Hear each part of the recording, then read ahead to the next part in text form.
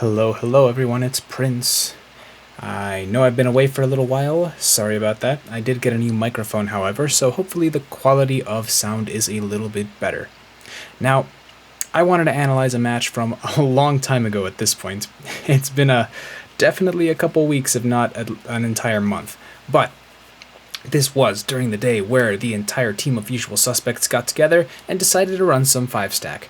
Needless to say, we are not the most experienced Unite players in the world, and we're up against some pretty terrifying opponents here. As you can tell by the 5 ribbons on the bottom, that means that's a lot of performance points that these players have combined on these particular Pokemon. That's a lot of games played and a lot of experience earned. So, we're in for a rough one. I don't know how many times we've seen Thundertoes on this Dodrio build on this channel, but that is exactly what we were talking about as this match got started. That because when you're 5-stacking, the way the matchmaking works in this game is that the game will try and give you stronger opponents just because, well, you're a coordinated team of 5. You don't just want to throw an uncoordinated team of 5 against that. At least that's what the game thinks. Even though some of us, as you can tell by the ribbons, have less experience on their characters, less experience with the game. Anyway, that's what's going on here. So, I remember we were telling Thundertoes, maybe you should have picked something that we're more comfortable with. Of course, this is when he was still learning the Pokemon. But one of the things that I've been exploring, one of the themes recently in this game, is just trying to figure out how every Pokemon works. Not just when you're playing it, but in order to figure out what you expect from each ally and opponent, and what you should be expecting. And I think this game is really good at showcasing that about one of our particular Pokemon here. Now here we see Sokovan here, who is playing his Troll Squirrel build as our tank, which he's actually pretty good on. Here he is getting some stacks, while Rogue Charlie is fighting for the farm against the enemy stacker over closer to our goal. Squirrel's got another one. That was a great steal on the Indeedee. Electro is pretty annoying, but this Squirtle is really slippery. Greedent's really hard to kill. Of course, one of the ways to play against Greedent in the early game, not many people know this, but this Squirtle wants you to follow it. It wants you to get frustrated and have you try and kill it. It's very, very hard to take down the Greedent, right? So you actually want to ignore it for the most part in a lot of scenarios and go for its oftentimes more influential lane partner. Of course, I can't blame the Pikachu entirely there. You never really want to let your opponents stack for free. So, here, this is the game where Lakshmi accidentally takes Hyper Voice. Now, Hyper Voice on Sylveon is not bad. It's actually good. It's actually completely comparable to Mystical Fire, if not better in some scenarios. The problem is, she has little to no experience, maybe 1 or 2 games of experience on Hyper Voice. And so that's the real problem here, especially when we're up against such formidable opponents. Of course, I actually fooled myself here. I had mentally prepared for it being Sokovan who was on the Pikachu, but surprise, it's me! I'm playing my supporter Pikachu with Sylveon, which I actually do really like, even in very competitive games. You're definitely low on healing. Oof, Squirrel goes down in an unfortunate moment there and evolves the Kubfu. Not what you want to see. Rogue Charlie makes a little bit of a mistake there, trying to head back. Should have run straight to the goal, in my opinion. But yes, once the frontliner goes down, support Pikachu is not long for this world, and that is why you saw me go down so quickly there. That is what happens when we're getting ganked. And so, top lane's definitely not going our way. Bottom lane is not quite going our way either. Here is Thundertoes in the jungle trying to fight off a jungle invasion. I remember him calling out to us. Oh my goodness, he almost wins that fight against the Scizor. You see that exclamation point there by my name? That was me calling out that I'm heading to the bottom lane because we want numbers in one of the lanes. We realize, man, we're losing top, we're losing bottom. Let's just completely give up one of them and then see if we can guarantee a win on the other. But yikes, that Urshifu is putting in some work. The tank was down, so the Squirrel wasn't able to frontline for us, but can we actually get this Urshifu? Yes, we can. And now our bird is level 9. That is a great level to be at. So we are missing some of that. This was recorded by my buddy Sokovan, and there I messed up the recording a little bit by sending a message over Discord. Now here we've got 2 ADCs and a squirrel. Yes, we secure the Reggie. Not a lot has been going right for us this game, but that was one of them that did. Now we've got 5 of us here. How well can they chip into us? Oh, squirrel gets away. Oh, but the Urshifu is just wreaking havoc. Oh, Sylveon tries to unite there, but yeah, it doesn't do too much good in a 1v3. Here this Venusaur, if I remember, unloaded a good chunk into our goal. He's able to unite us. Doesn't deal that much. Now here, the squirrel's fighting off 3 different people alongside our jungler, Thundertoes.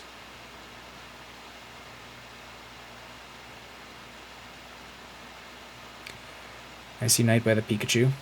Thundertoes has said that now that he has more experience on Bird, Pikachu is actually one of the most annoying Pokemon to try and go up against, just because of his mobility, and also some of his moves are just auto-target. So part of having a really mobile Pokemon means you're able to dodge moves a lot easier, but, well, if you're getting Electro Balled and Volt Tackled, not so much. And even the other build can be annoying, just putting Thunders in the way of where you want to be going. This Urshifu was a pain in the neck the entire game long, ever since he evolved. Yes, he gets the kill on the Sylveon, but here he gets caught out in between too many of us. He's not able to assassinate our ADCs, although the Serena and the Venusaur do just that, come clean up right afterward. We're trying to break this goal. We haven't broken a single goal. We were missing 2 of ours. Of course, we have catch-up XP, but this is one of the games where the opponent keeps putting on ridiculous amounts of pressure. Well, you're not going to really have time to go to the sides and farm stuff up, or you're going to lose even more points on those goals. Alright. Pikachu pokes its head out a little bit early, deals some nice damage to us, but he gets singled out and killed, and then Scizor doesn't last too much longer. We able to get this Regirock. There is a Serena there threatening to steal. Nah, no dice. But this Venusaur, oh, I remember this Venusaur gets it, doesn't it? With the Unite move. Yeah, that's right, through 4 of us. Great play from the Venusaur there. Ooh. That was unfortunate. Caught him by a hair. I remember Thundertoes saying in this match, how in the world did that get me? I was not in that range. Oh well. Here we are fighting at the bottom lane once again, just trying to stay in this game, because we know if by some miracle we win the Rayquaza, we don't want to be so far behind that it doesn't matter, right? We want to be just far behind enough to where if we guarantee a good 200 scored, we can still steal the game. Of course, you never assume you're getting Rayquaza at this point, but we are going to try our best. It's a pretty good Unite from the Ninetales there, but unfortunately it didn't do too much. It did set the stage for flipping the script on them here. Able to come and try and secure some of these birds away from the Pikachu, which I think Sokovan and I do quite well. Sylveon's back on top getting extra farm, making sure we're at really good levels by the time we go to the Ray fight, which at this point is less than a minute to go. Everyone's out here farming up. These guys ideally want to be at least level 12, but it's hard to blame us when we've been getting smashed so hard in the mid-game. Now here, that is a level we can get behind. Thundertoes on the level 14 Dodrio. That's awesome. It might even be able to hit level 15 by the time the Ray fight starts. I do remember that Dodrio is pretty darn good at farming quickly, like taking down wild Pokemon. And that's why he can gain so many levels so quickly. Not only that, but he gets scores in increments of 3. And so that also helps with the experience. You can get those off. Here I remember Rogue Charlie goes in a little bit too deep, but she realizes her mistake, turns around, and the Scizor and Urshifu jump on the Greedent. This fight almost deserves to be seen in slow motion. So there's a lot going on here. Basically, we draw all of the enemies out, right? We have eyes on Serena, we have eyes on Urshifu, we have eyes on Scizor, we have eyes on Pikachu. The only one I don't see, because it's at the top of the Ray Pit, is Venusaur. And here's the Pikachu uniting, and it has eyes on a lot of us too. This Greedent's almost going to die, but we have the power of the Greedent Unite move here. There he is at 0 HP, just holding on with that shield, or seemingly 0. If it were literally 0, of course he'd be dead.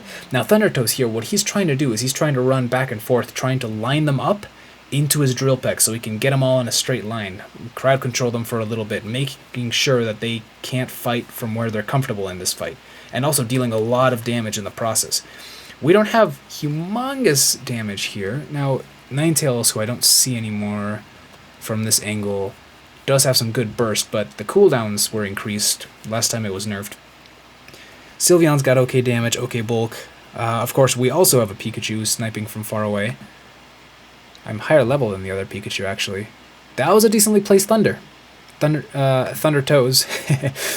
was able to smash them right into the range of that Thunder, and we take out some more of them. They're unable to fight back when they're stunned by the Dodrio, and in comes the Venusaur, but now it's a little too late, and he's getting caught by all 4 of us. Ooh, now 4 of us are still standing, while all of them are wiped. That is tremendous. Now remember what I said about not giving up ground. We weren't able to hold the goals, but now the question becomes, we haven't taken down a single one of their goals. Can we actually win this, even with the Ray? And so this is where, once I knew how this match finished, I thought that the only reason we were in this game at all was because we flipped the Ray. But after reviewing this footage, I realized that's not the case. The Rayquaza shouldn't have mattered under normal circumstances, and I'll come back to this point after the video ends. But we had a different factor here. Now, there were a lot of people in the pit. The Rayquaza secure was all but guaranteed. Here we come up top. They're already ready for us. They know what our win condition is. But can't stop this Dodrio because the scores are so quick, right? Now, the downside of that is you break the goal with only a portion of the energy you were carrying rather than the whole chunk. Now, Venusaur had jumped up to the top. You see Venusaur at the top lane there following the Scizor because Thundertoes was the first one to show his face in a lane. Little does the Venusaur know, we sent 3 people down here. So here's this Pikachu trying to defend from us. And of course, we all have Rayquaza shields. Lakshmi was the unlucky one who got caught out in the jungle. She loses her shield and gets killed. And unfortunately, Rogue Charlie suffers a very similar fate here. But not before they help us take down some opponents. Now, the Serena was doing a really good job of getting rid of my shield and Sokovin's shield, but here comes the bird, all the way from the top lane where he had just scored, here to deposit more energy. Boom, boom. That goal's gone. Sokovin still has his 50, he still wants to score. Thundertoes is going back to the jungle. I think this is where I realized, nah, I gotta play defense. I'm a Pikachu, I'm low HP, I won't be able to get by these massively over-leveled brawlers, so at least I'm going to go back and defend in case we somehow get ahead in the game and not let them score. And despite everything we've already scored, or should I say this Dodrio has already scored, we're still behind. We were behind by a heck of a lot here. And here's Sokomin. He realizes here at this point, and he mentioned it to us because we were in live communication, he says, okay, nope, I've got all of them on me. I'm not going to score, but I am going to be the biggest pain in the neck and try and have their aggro for as long as possible so that maybe one of you can do something. And it's very likely that he didn't buy a lot of time. We wouldn't be able to do anything. But here the Urshifu falls asleep at the wheel. He goes and he starts farming because he says, might as well kill some time. There's no way they're going to score anything relevant on us. But he does not think...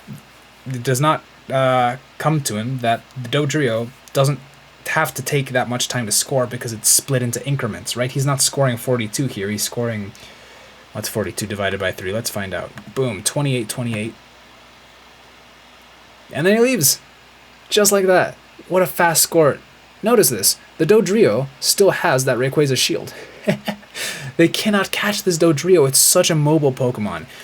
It's so good at scoring because it breaks those into chunks, and now of course the opponents realize, there's a chance they might have caught up, so they're slowly trying to get to our base, and I don't know who's holding them off down there. What are they distracted by? Is it Sylveon? Oh, I think they were waiting in the bush. Although Sylveon did die. I don't know where D was in that situation, but no. Can't score against Sokovan and Prince here, the dynamic duo. And of course, where did the Dodrio end up? Oh, he's all the way over there. Does he die?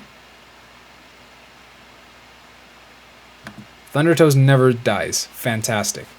And let's look, because the time's up and the countdown erased the points. The very end, if you guys saw, after the Dodrio scores here, we go to 454 points. That's where the Sylveon was. She was all the way up here.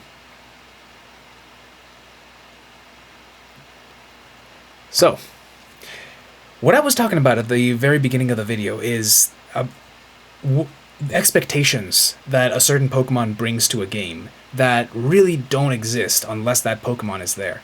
I'm not talking about, like, oh, Venusaur is a more late-game carry Pokemon than, I don't know, Sylveon or something like that. I'm talking, like, if this Dodrio had been any other Pokemon, there's no way we win this game. It wasn't just that we flipped the Ray. Yeah, we did do that. We did steal the win.